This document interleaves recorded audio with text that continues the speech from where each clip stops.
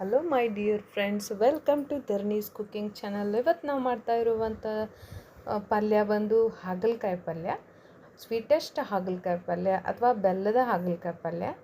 ಇದನ್ನು ನೀವು ಒಂದು ಸತಿ ಟ್ರೈ ಮಾಡಿರಿ. ಅದಕ್ಕೆ ಬೇಕಾಗಿರುವಂಥ ಇಂಗ್ರೀಡಿಯೆಂಟ್ಸ್: ಖಾರ, ಮಸಾಲೆ ಖಾರ, ಬೆಲ್ಲ, ಬೇಯಿಸಿಟ್ಕೊಂಡಿರುವಂಥ ತೊಗರಿಬೇಳೆ, ಈರುಳ್ಳಿ, ಹಾಗಲಕಾಯಿ, ಆಮೇಲೆ ಕೊಬ್ಬರಿ ಮತ್ತು ಟೊಮೆಟೊ. ಈಗ ನೋಡ್ರಿ, ನಾನು ಮಾಡುವಂಥದ್ದು ಹಾಗಲಕಾಯಿನ ತೊಗೊಂಬಂದು ಸ್ವಚ್ಛವಾಗಿ ತೊಳೆದಿಟ್ಕೊಂಡು ಇದನ್ನು ನಾನು ಕಟ್ ಮಾಡ್ತಾಯಿದ್ದೀನಿ. ಕಟ್ ಮಾಡಿ ಅದರೊಳಗೆ ಇರುವಂಥ ಬೀಜಗಳನ್ನೆಲ್ಲ ತೆಗಿತಾ ಇದ್ದೀನಿ ರೀ. ತೆಗೆದು ನಾನು ಅವನ್ನ ಸಣ್ಣ ಸಣ್ಣ ಪೀಸ್ಗಳನ್ನಾಗಿ ಮಾಡ್ಕೊತೇನೆ. ಈರುಳ್ಳಿ ಥರ ಕಟ್ ಮಾಡ್ಕೊತೀನಿ ರೀ. ಈ ಹಾಗಲಕಾಯಿ ಪಲ್ಯ ಇಸ ಅನ್ನೋದು ಇದ್ರೊಳಗೆ ಗೊತ್ತಾಗಂಗಿಲ್ಲ. ಆಮೇಲೆ ಈ ಪಲ್ಯ ಏನು ಅನ್ನೋ ಅಷ್ಟರ ಮಟ್ಟಿಗೆ ಅಷ್ಟು ರುಚಿಯಾಗಿರ್ತೈತಿ. ನೀವು ಒಂದು ಸತಿ ಟ್ರೈ ಮಾಡಿರಿ. ಈಗ ನೋಡ್ರಿ, ನಾನು ಕಟ್ ಮಾಡ್ತಾಯಿದ್ದೀನಿ. ಈರುಳ್ಳಿಗತ್ತೆ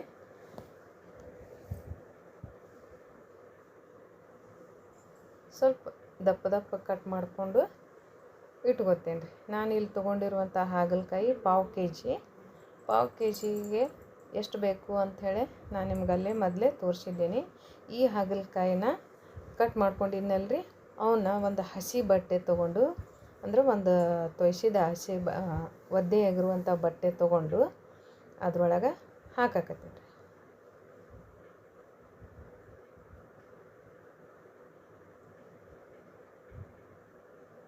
ಒಂದು ಹಾಕ್ಕೊಂಡು ಇದ್ರೊಳಗೆ ಇದಕ್ಕೊಂದು ಸ್ವಲ್ಪ ಹರಳುಪ್ಪನ್ನು ಹಾಕ್ಕೊಂಬಿಡ್ಬೇಕು.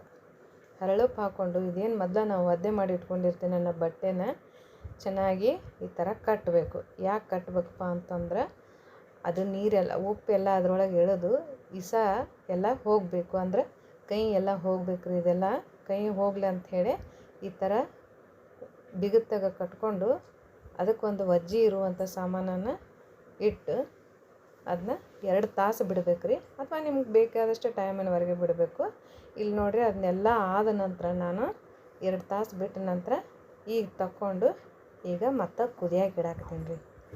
ಸ್ವಲ್ಪ ನೀರು ಹಾಕ್ಕೊಂಡು ಕುದಿಸ್ಕೊಳಕತ್ತೀನಿ. ಇದನ್ನು ಎಷ್ಟು ಅಂತಂದ್ರೆ 10ರಿಂದ 12 ನಿಮಿಷದವರೆಗೆ ಸ್ವಲ್ಪ ನೀರು ಹಾಕಿ ಈ ಥರ ಕುದಿಸ್ಕೊಳಕತ್ತೀನಿ.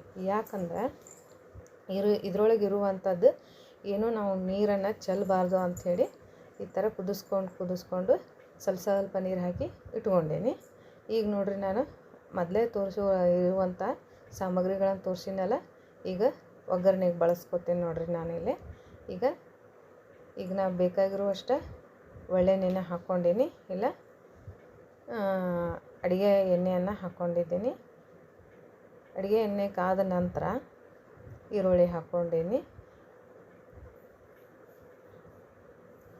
ಈರುಳ್ಳಿ ಚೆನ್ನಾಗಿ ಫ್ರೈ ಆಗಬೇಕಿಲ್ಲಿ, ಹಸಿ ವಾಸನೆ ಎಲ್ಲ ಹೋಗಬೇಕು.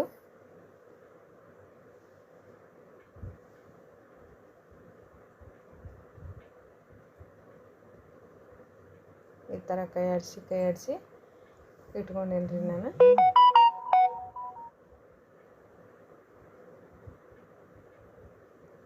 ಇದಕ್ಕೆ ಇವಾಗ ನಾನು ಅರಿಶಿನ ಹಾಕ್ಕೋತೀನಿ ನೋಡ್ರಿ. ಈರುಳ್ಳಿ ಫ್ರೈ ಆದ ನಂತರ ಅರಿಶಿನ ಹಾಕ್ಕೊಂಡು ಈಗ ಮೊದಲೇ ತೋರಿಸಿರುವಂಥ ನಾನು ಖಾರನ ಹಾಕ್ಕೊಳ್ತಾ ಇದ್ದೀನಿ. ಇದು ಖಾರ ಮೀಡಿಯಮ್ ಅದ ರೀ, ಅಷ್ಟೊಂದು ಖಾರನೂ ಇಲ್ಲ, ಅಷ್ಟು ಸಪ್ಪನೂ ಇಲ್ಲ. ಬೇಕಿದ್ರೆ ನೀವು ನಿಮ್ಮ ಖಾರ ನೋಡಿಕೊಂಡು ಹಾಕ್ಕೋರಿ. ನಾನಿಲ್ಲಿ ಕಟ್ ಮಾಡಿರುವಂಥ ಒಂದು ಮೀಡಿಯಮ್ ಗಾತ್ರದ ಟೊಮೆಟೊನ ಹಾಕ್ಕೊಂಡು ಇದಕ್ಕೆ ಚೆನ್ನಾಗಿ ಫ್ರೈ ಮಾಡ್ಕೊಳಕತ್ತೀನಿ. ಚೆನ್ನಾಗಿ ಫ್ರೈ ಆಗ್ಬೇಕ್ರಿ. ಇದ್ರ ಜೋಡಿ ಅದು ನೀರು ಬಿಡಬೇಕು. ಇಲ್ಲಿ ಏನು ಮಾಡ್ಕೊಂಡಿನಿ ಅಂದ್ರೆ, ನಾನು ಹಸಿ ಕೊಬ್ಬರಿ ಮತ್ತು ಕೊತ್ತಂಬರಿನ ಅಲ್ಲಿ ಸಣ್ಣ ಒಂದು ಒರಳೊಳಗೆ ಇಲ್ಲ ಹಿಂಡಿಕಲ್ಲೊಳಗೆ ಸಣ್ಣಗೆ ಕುಟ್ಟಿಟ್ಕೊಂಡಿದ್ನಿ. ತೀರಾ ಸಣ್ಣ ಏನಿಲ್ಲ, ಸ್ವಲ್ಪ ಮೀಡಿಯಮ್ ಒಳಗೆ ಕುಟ್ಟಿಟ್ಕೊಂಡಿದ್ದೀನಿ. ಅದನ್ನು ಹಾಕ್ಕೊಂಡು ಈ ಥರ ಮಿಕ್ಸ್ ಮಾಡ್ಕೊಳಕತ್ತೀನಿ. ಮಿಕ್ಸ್ ಆದ ನಂತರ ಇವಾಗ ಏನು ಮಾಡ್ತೀನಿ ರೀ, ನಾನು ಬೇಯಿಸೇನು ಇಟ್ಕೊಂಡಿದ್ನಲ್ಲ 1 ಕಪ್ನಷ್ಟು ಬೇಳೆನ ಇದಕ್ಕೆ ಹಾಕ್ಕೊಂಡು ಚೆನ್ನಾಗಿ ಮಿಕ್ಸ್ ಮಾಡ್ತೀನಿ ನೋಡ್ರಿ.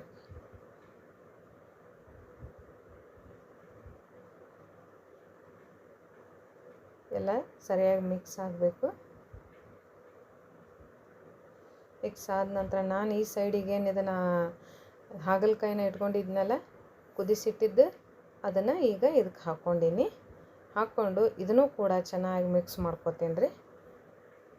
ಇಲ್ಲಿ ಇದಕ್ಕೆ ನೀರು ನಾವು ಮೊದಲೇ ಎಲ್ಲನೂ ಕುದಿಸಿಟ್ಕೊಂಡಿದ್ದಿದ್ರ ಸಂಬಂಧ ನೋಡ್ಕೊಂಡು ನೀರು ಹಾಕ್ಕೊತೀನಿ ನಾನು. ನಮ್ಮ ಮನ್ಯಾಗ ಸ್ವಲ್ಪ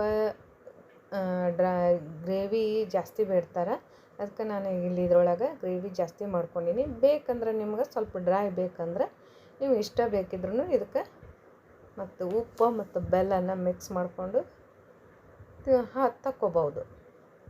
ಈಗ ನೋಡಿರಿ ನಾನು ಇನ್ನಷ್ಟು ನೀರು ಹಾಕ್ಕೊಳಕತ್ತೀನಿ, ಯಾಕಂದ್ರೆ ನಮ್ಮ ಮನ್ಯಾಗ ಜಾಸ್ತಿ ಗ್ರೇವಿ ಇಷ್ಟಪಡ್ತಾರೆ, ಅದಕ್ಕೆ ನಾನಿಲ್ಲಿ ಹಾಕ್ಕೊಳಕ್ತೇನೆ ನೀರನ್ನು. ಬ್ಯಾಳಿ, ಹಾಗಲಕಾಯಿ, ಟೊಮೆಟೊ ಎಲ್ಲ ಚೆನ್ನಾಗಿ ಮಿಕ್ಸ್ ಆಗಲಿ. ಮಿಕ್ಸ್ ಆದ ನಂತರ ಇಲ್ಲಿ ನಾನು ರುಚಿಗೆ ತಕ್ಕಷ್ಟು ಉಪ್ಪು, ಅಂದ್ರೆ ಏನಂದ್ರೆ ಇಲ್ಲಿ ಮೊದಲು ನಾನು ಹಾಗಲಕಾಯಿ ಒಳಗೆ ಉಪ್ಪನ್ನು ಹಾಕ್ಕೊಂಡು ಇದು ಮಾಡ್ಕೊಂಡಿಟ್ಟಿರ್ತೀನಿ, ಕಟ್ಟಿಟ್ಟಿರ್ತೀನಿ. ಈಗ ಉಪ್ಪನ್ನು ನೋಡ್ಕೊಂಡು ಹಾಕ್ಕೋಬೇಕು, ಸ್ವಲ್ಪ ಹಾಕ್ಕೋಬೇಕು. ಆಮೇಲೆ ಬೇಕಿದ್ರೆ ನೀವು ರುಚಿ ನೋಡಿ ಹಾಕ್ಕೋಬೋದು, ಯಾಕಂದ್ರೆ ಈಗ ಮೊದಲು ಕಡಿಮೆ ಹಾಕ್ಕೋಬೇಕು. ಈಗ ನೋಡಿರಿ ನಾನು ಬೆಲ್ಲ ಸೇರಿಸ್ಕೊಳಕತ್ತೀನಿ. ಬೆಲ್ಲ ಸೇರಿಸ್ಕೊಂಡ ನಂತರ ಅದೇ ಹೇಳಿನಲ್ಲ ನಿಮ್ಗೆ, ಉಪ್ಪು ಒಂದು ಸ್ವಲ್ಪ ಕಡಿಮೆನೇ ಹಾಕ್ಕೋಬೇಕು, ಯಾಕಂದ್ರೆ ಹಾಗಲಕಾಯಿ ಕಟ್ಟಿಟ್ಟಿರ್ತೀವಿ ನೋಡಿರಿ ಅದ್ರ ಸಂಬಂಧ. ಇಷ್ಟೆಲ್ಲ ಹಾಕ್ಕೊಂಡ ನಂತರ ಗರಂ ಮಸಾಲಾನ ಸ್ವಲ್ಪ ಒಂದು ಅರ್ಧ ಸಣ್ಣ ಚಮಚದಲ್ಲೇ ಹಾಕ್ಕೊಂಡು ಮಿಕ್ಸ್ ಮಾಡ್ಕೊಂಬಿಡ್ಬೇಕು ರೀ. ಈಗೇನದ ಇದು ಒಂದು 2-3 ನಿಮಿಷ ಚೆನ್ನಾಗಿ ಕುದಿಬೇಕು.